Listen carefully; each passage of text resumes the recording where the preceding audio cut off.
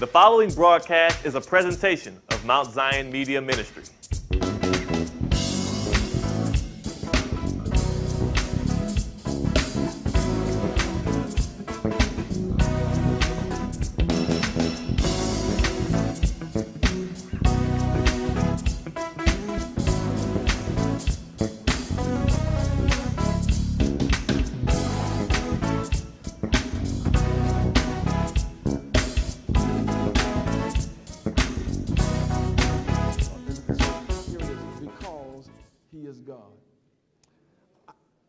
I love Scripture because, unlike us, Scripture tells the whole story about our lives, about the lives of the people that are in the Bible. And one of the things that really endear me to this particular passage is the fact that it shows us the humanity of Jesus.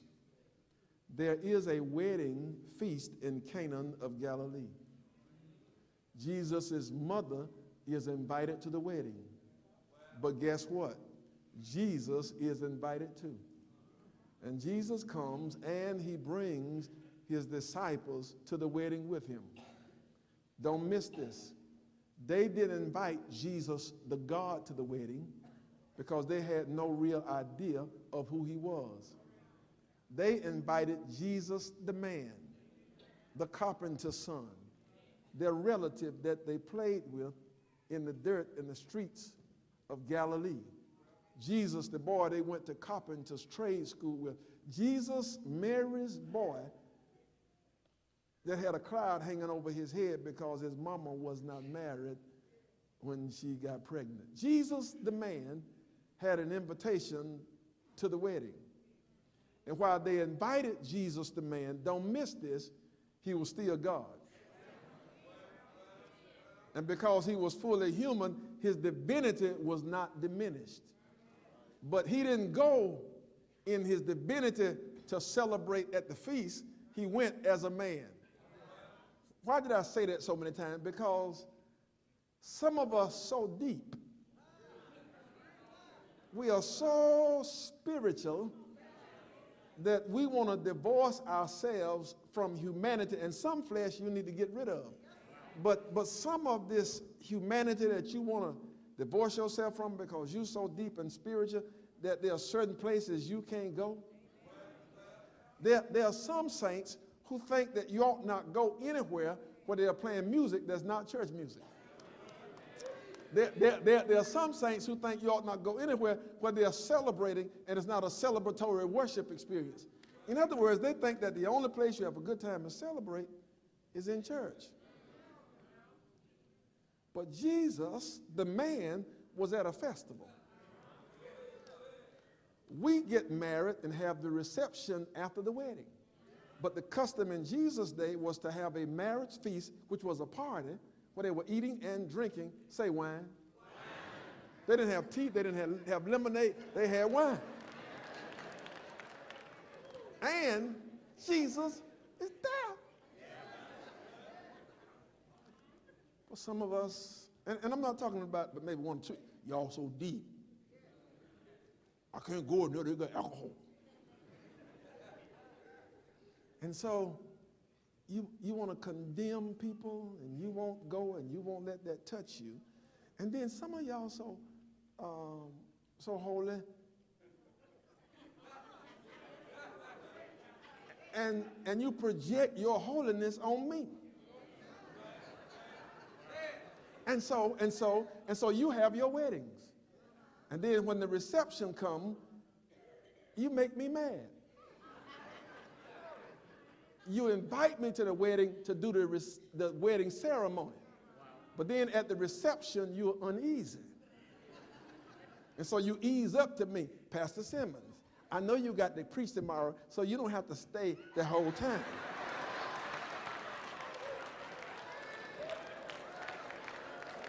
We'll fix you a plate to go. I don't need you to fix me a plate to go.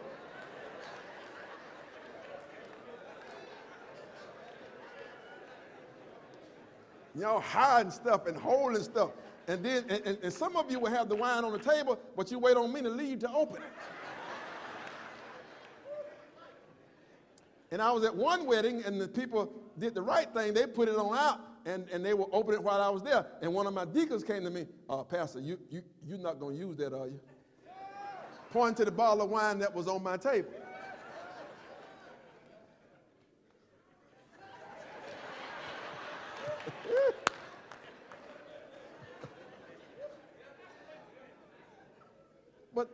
But this idea that as Christians, as believers, that we can't attend places and functions and have you don't have to show out. You can still represent the kingdom wherever you go. Jesus went to the wedding and they were serving wine. And let me just share this with you. The celebration lasted 7 days. Can you imagine a 7-day party? Check Jewish history. It lasted 7 days. So that's the context. And while they are at the wedding, something happens. The chips and dips didn't run out.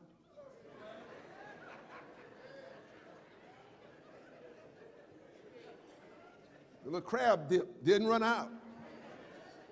The drumettes, chicken fingers, and ranch sauce didn't run out.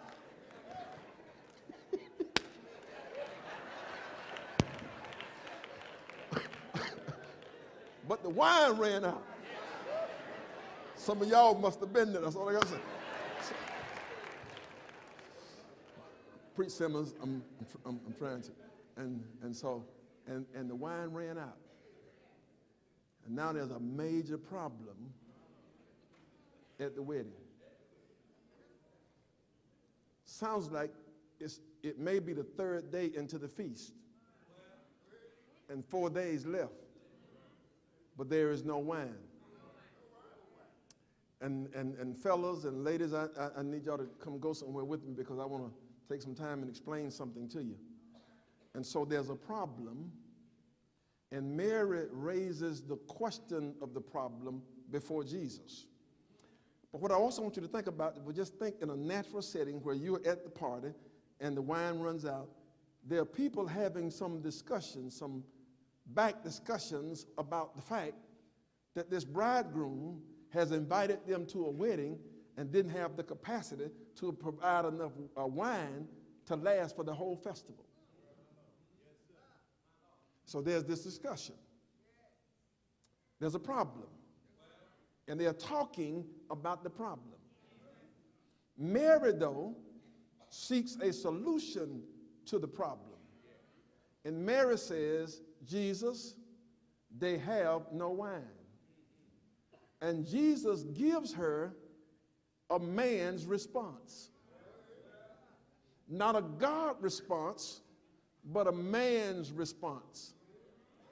Dear woman, what have I to do with this problem? Rewind it. Woman, mother, why should I be involved in this situation? That's not my problem. Plus, mother, I'm on a time schedule, and my time has not yet come. Jesus looks at it from a practical point of view. Intellectually, practically, he's a man. He thinks like a man. See, ladies, see these men sitting out here? Turn to the one you sitting by. He's intellectual.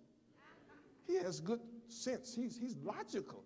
And so logically, Jesus processes her request and says, I'm not getting involved. It's not my problem. I was invited as a guest to drink the wine, not go get them wine.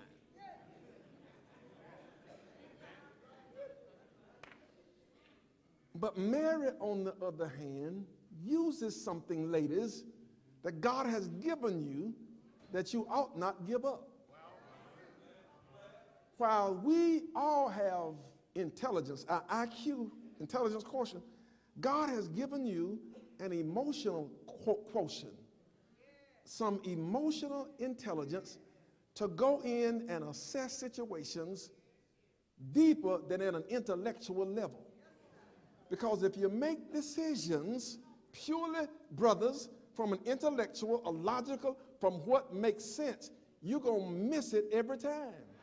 Because everything in life is not logical, it's not intellectual, it can't be reasoned out. You got to have something else. So if you really want to make the best decision, you need to get you a woman who has a high EQ, and you better listen to her even if it don't make sense to you. God said it's not good for man to be alone. He will mess up. So I'm going to make somebody that's suitable to help him, and let me go get a woman. Ladies, y'all ought to tip me after this sermon.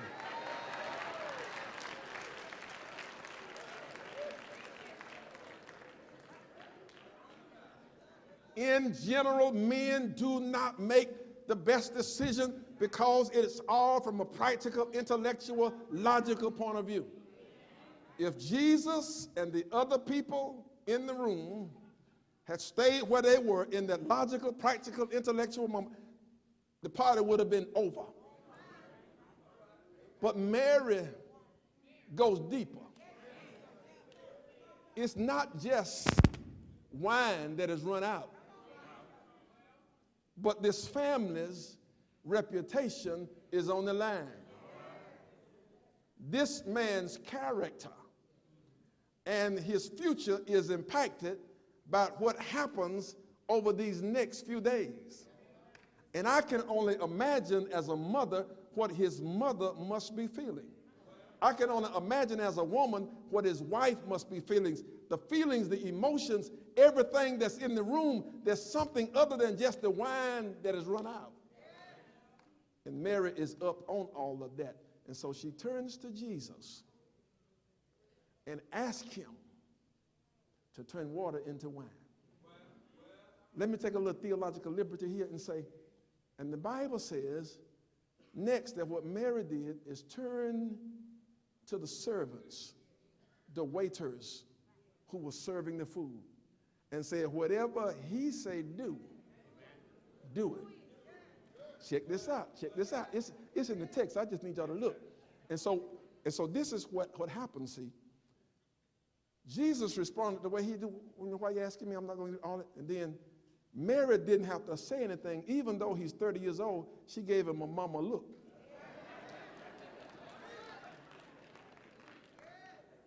She gave Jesus, the man, one of them mama looks.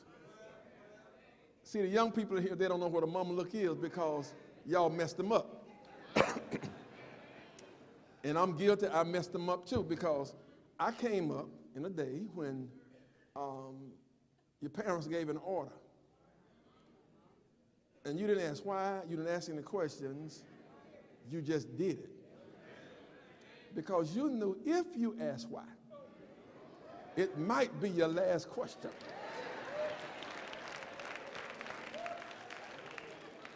But we got a little sensitive. I don't want my children to be raised like I was, and so I'm going to let my children ask me why. I'm going to let my children question me, and so now you give an order. I gave order to mine. Why? That don't make sense, Dad. Well, see, and then here I am trying to reason with a child.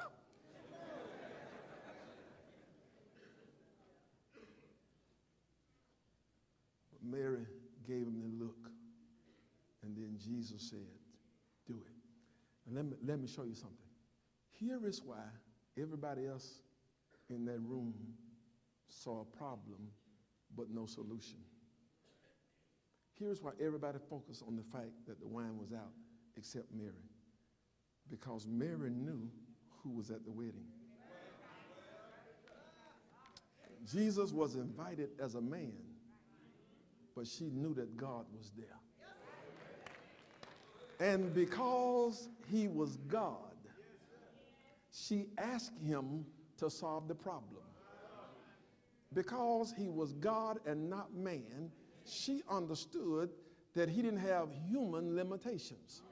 And so her expectations were raised, and therefore she felt it okay to ask God to turn water Could it be that there are some things you don't ask of God because you don't really know who he is? Could it be that your expectations of him are too low and you're walking around with problems that you have no solution to because you've been looking in the wrong place? You've been trying to define those problems and solve those problems in a human realm. You've been dealing intellectually, practically, what makes sense to you. You've been looking at data. Because after all, data don't lie. Data is the biggest lie you ever, that's a whole nother, I'll leave it. And so, but you've been, but because he was God, she felt comfortable asking him. Can I say to you that because he is God, your God, that you need to raise your view, your paradigm of who he is? And you need to do as Sarah and Abraham did when the angel of the Lord was discussing with them this prophetic word that they were going to have a baby. And Mary laughed to herself. And then she was posed with the question from the angel of the Lord, is anything too hard for God? There are certain things I don't ask Deacon Jones to do because I know there are limitations, and so I don't want to ask him to do something he's not capable of doing. But when it comes to God, in our mind, it ought be the idea that nothing is too hard for him. And so whatever the problem, you can go to him. Here's the next thing. Mary, because he was God, she felt comfortable asking him. And hear me now, she had never seen him solve that problem before. But it's apparent that she knew who he was. And because of who he was, she knew that the problem was not above him. But listen. Next thing she said, servants, waiters, whatever he say, do it. Why? Because he's God. Listen, because he's God, you do whatever he say do. But Pastor, do I get to question it? You can waste your time if you want to. It decides what you want. Do you want to answer or do you want understanding? Do you want it to make sense or do you want deliverance? Do you want your way or his way? Whatever he say, do it. Moses, why are you and the people sitting there crying? Just because you got Pharaoh army behind you, mountains on both sides, sea before you. And I know you don't have a boat. I know you don't have a bridge. I know you can't fight the folk behind you. I know you can't climb the mountain. What you crying for? Just do what I say. What you want me to do? What you got? A rod, then raise it up. I need a bridge. I need a boat. I need warriors. I need somehow to get over the mountain, and you telling me to raise it up? I guess I better raise it. And because he raised the rod,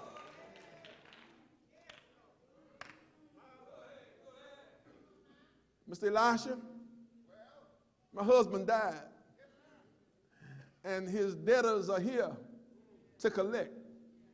I don't have any money, but I got some sons, and so they're going to take my sons and put them in the debtor's prison and make them work my husband's debt off.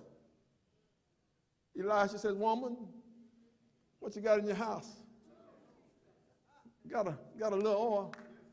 She says, Elijah said, go out and borrow as many jugs as you can.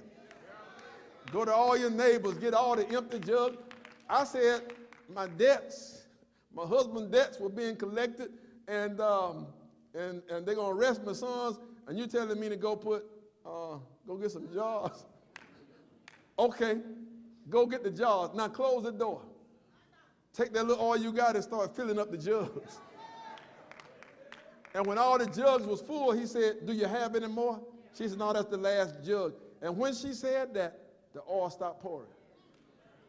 He said, now go sell the oil, and it will pay off your debt, and you and your sons will have enough to live off of for the rest of your life. Just do what he says. And here it is, here it is.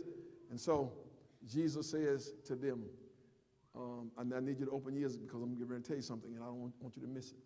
Jesus says to them, there are 6 jars over there that you have for purification, where you wash your hands in ceremonial washing.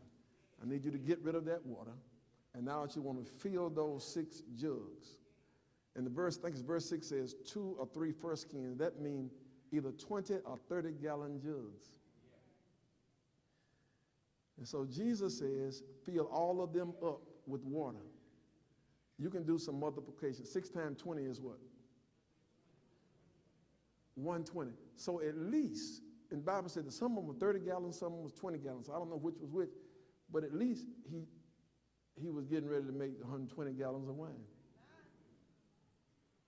120 gallons? I know y'all said Jesus, don't make wine, but he made 100. And so he says, fill them up. And listen. He says, take them and fill them up with water. Fill them up to the brim, because I want to fulfill your need. Listen, the wine is out. He says, put water in the jug. Jesus, you're not giving me what I asked for. I said wine, not water. We can go get water ourselves. What we need is wine. I'm so glad that Mary, not the servant, stopped to ask him that. Because her word is do whatever he said. And then, after they did it, he said to those who poured it, now I want you to take it to the ruler or the master of the wedding feast. There was, if you will, a master of ceremony, a person that presided over the feast, who made sure that everybody had what they needed, and he was the wine taster. And listen at what happened. He said, take it to them. What are they taking? Water. Take it to the master of the wine, of the wedding festival. Take it, take it, take it. Let me tell you what some of us are the reason we can't get our blessing. I asked you for wine, and you gave me water. You talking about take it. I ain't taking no water over there. That don't make sense. I ain't no fool. These folk ain't gonna have nobody drinking water at the party. They're gonna be the laughing stock of the whole town. Take it. But it's not what I asked for. You said the wine ran out. It's my job how I do it. You just do what I say. So take it, take it. And so they took it. And then when they handed it to the master, he took it and woo, it was wine. So,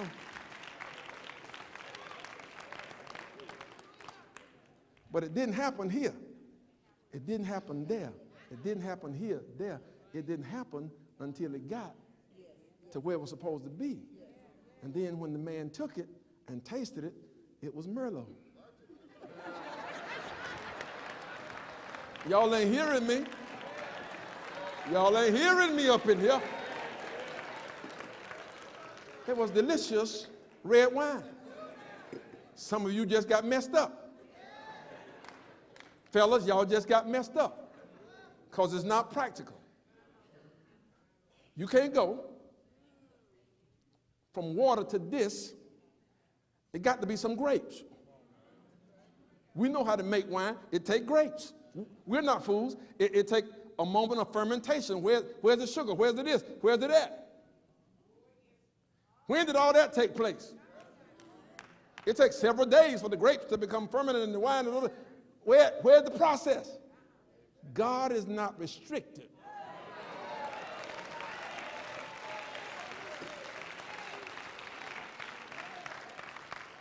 to the natural process. But Pastor Simmons, don't God help them that help themselves? No, God help folk that can't help themselves.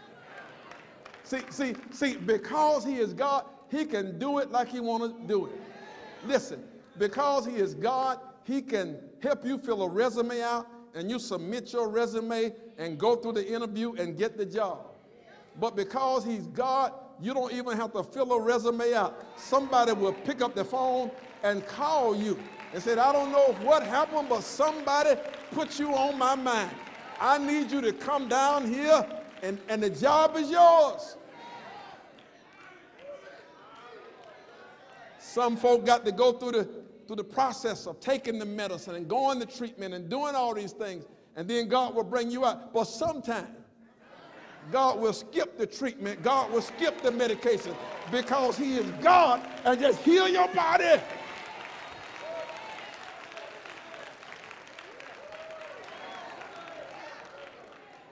I won't call a name. Sometimes God will just do stuff to you. Sometimes God will have people to provide a service to you. And that service costs several $1,000s. And they ain't calling no name, but this is a true story. And so you got the bill, and you know you don't have the money to pay it, and you don't want to ask somebody for it. And so you just talk to God about it, and he tells you to be still. And so you go to the place with your bill in your hand, and you got your speech made up how you going to tell them you can't pay it. But then when you get in there, they say, hey, isn't your name so-and-so? You got a bill from us. Just tear that bill up. I decided I'm not charging you a thing. And then you got another bill from the company that we had a thing. Give it to me. I'm going to write on it. Don't charge her. And send it over there. And if you get another bill from them, don't worry about it. I got you covered. Sometimes God will give you the money to pay your bills, but then sometimes God will touch some folk and make the bill go away.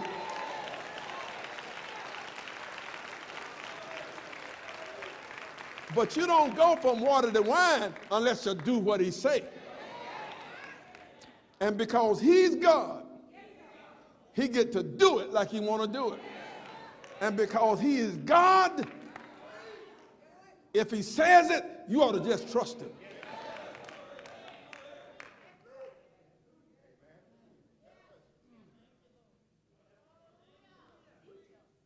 Because he's God, he'll turn your water into wine. Let me say this to you too, and I'm through. Because he's God, he's the source when your wine runs out. I don't know about you, but my wine run out sometimes.